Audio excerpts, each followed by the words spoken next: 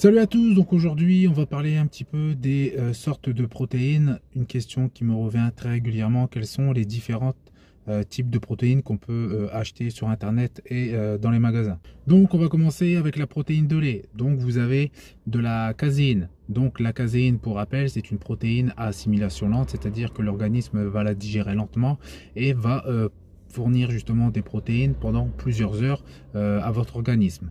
Donc pour cette caséine, vous en avez deux sortes. Vous avez la caséinate de calcium et vous avez la caséine micellaire.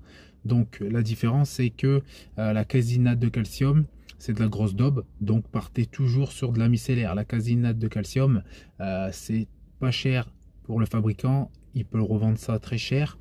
Et le perdant dans l'histoire, c'est vous, car vous allez payer quelque chose de qualité moindre, alors que vous pouvez partir justement sur de la caséine micellaire qui est de top qualité et vous en aurez pour votre argent. Donc au niveau des whey, vous avez en entrée de gamme la whey concentrée qui est la moins chère parce que c'est celle qui est la moins filtrée.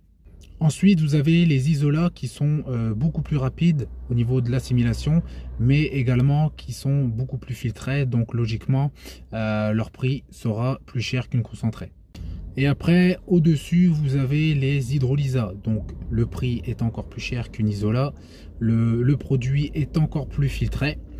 Son assimilation est encore plus rapide, mais attention, parce que si vous n'êtes pas habitué, vous pouvez justement avoir des petits problèmes de digestion et ça peut provoquer des diarrhées. Donc, commencez toujours par des petites doses et augmentez au fur et à mesure des prises si vous tolérez bien le produit.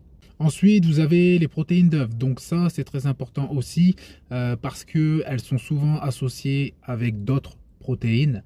Donc vérifiez bien que le pourcentage de protéines d'œufs soit indiqué derrière. Si ce n'est pas indiqué, oubliez-la.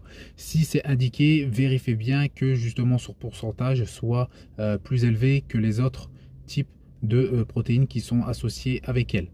Donc ensuite vous avez la protéine de soja, donc ça faites aussi également très attention car elle doit être bien nettoyée justement pour que les substances pro-œstrogéniques soient bien retirées. Donc partez sur des marques connues où il y a de bons référencements justement sur ce produit et sur cette marque.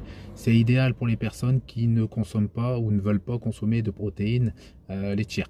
Pour finir, vous avez les protéines de viande. Donc ça, c'est vraiment une protéine qui pour moi est à éviter parce qu'il paraît que justement ces produits sont fabriqués à partir de restes de morceaux de viande. Donc ça doit être de la qualité vraiment médiocre. Donc vraiment évitez ce type de protéines. Faites vraiment attention parce que ça peut être dangereux pour la santé. Donc voilà, c'est tout pour cette vidéo. Je vous dis à bientôt. Salut!